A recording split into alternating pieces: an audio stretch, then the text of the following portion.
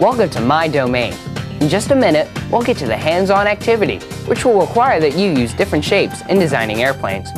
Before we do, let's take a look at Riverdeep Interactive Learning's Destination Math tutorial. It's available free to NASA Connect educators. You can get to it from the NASA Connect website.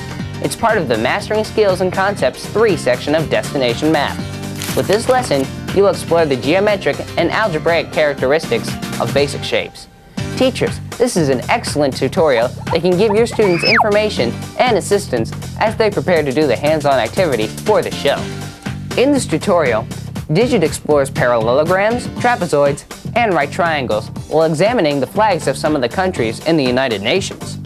Many thanks to Riverdeep for providing NASA Connect with this exciting instructional technology enhancement to our show. Now, let's do an aircraft design activity which you can do in your classroom.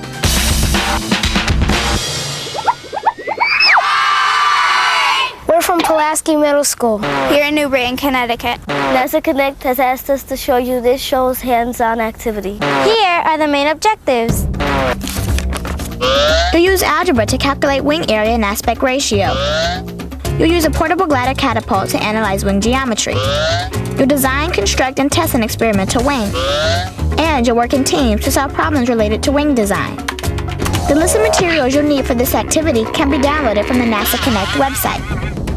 The class will be divided into groups of 4. Each group will use a portable glider catapult, or PGC, which your teacher made previous to this activity. Good morning, boys and girls. This morning, NASA has designated this class as Aeronautical Engineers in Training. Your job is to test current wing designs based on distance traveled, glide, and speed observations.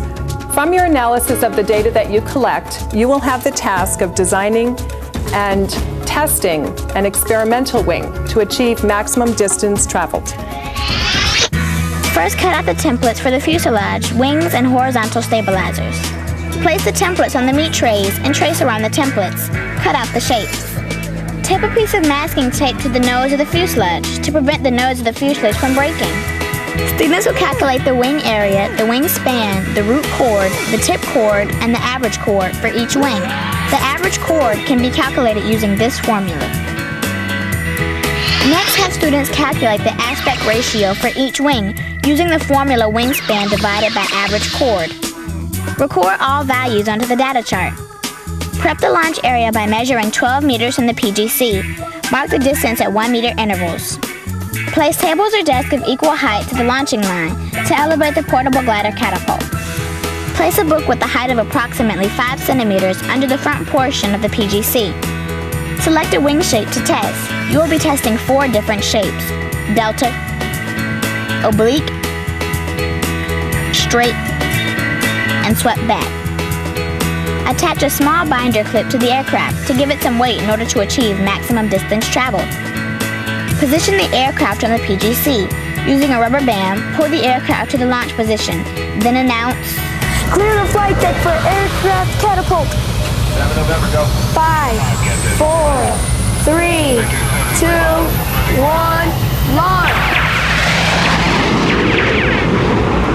You will conduct 5 trials for each wing shape. Measure the distance traveled in centimeters and record the value onto the data chart. Record your observations on glide and speed ratings using the scales provided from the lesson guide.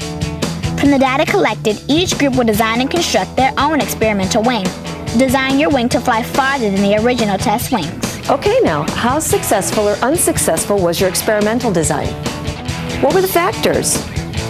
Ressamy. Mine had a lower aspect ratio. Acorn. Mine had a better swept back wing.